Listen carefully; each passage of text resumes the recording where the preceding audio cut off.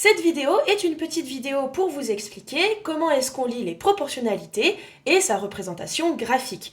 Donc, quand on a un tableau de proportionnalité,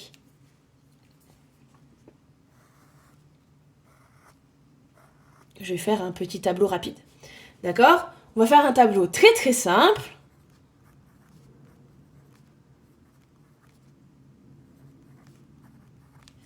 Voilà. Donc, mon tableau est un tableau de proportionnalité, d'accord?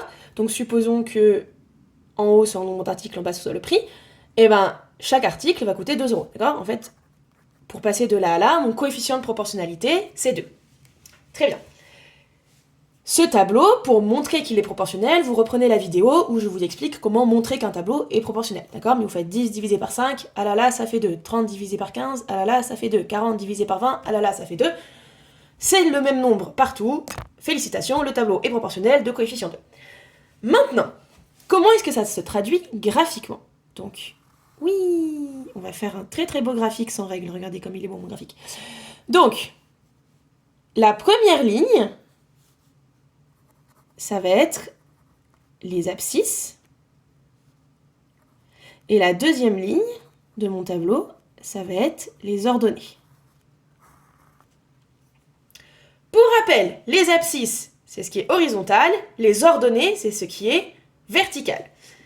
Donc, en abscisse, je vais aller de 5 en 5 et puis là de 10 en 10, ça va être beaucoup plus simple pour moi. Donc, hop, voilà. Je place l'origine. Là, je vais mettre, excusez-moi, oui, là, je vais mettre les abscisses. Là-haut, je vais mettre les ordonnées. Donc, 5, 10, 15, 20, etc. Ensuite, là, 10, 20, 30, 40, etc. Hop. Attendez. Oui. Je vais raccourcir un peu là pour que vous ayez bien tout sous les yeux. Voilà. Donc maintenant, je vais placer mes petites croix. D'accord? Donc, l'abscisse, c'est 5 pour une ordonnée qui est de 10. Donc attention, là, mon repère n'est pas orthonormé, qui est un repère classique que vous voyez quand vous êtes en 5e.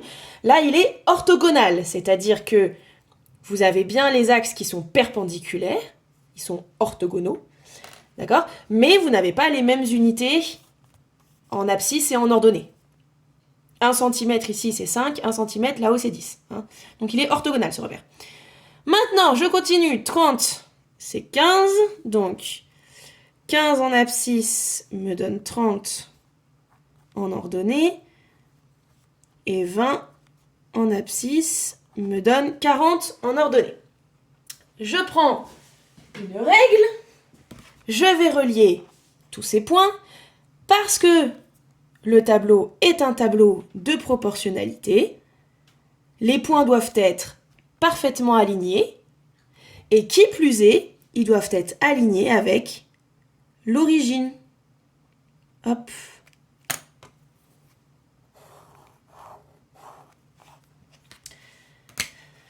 Donc, une représentation graphique, une courbe, représente un tableau de proportionnalité lorsque c'est une droite. Première chose, ça doit être une droite.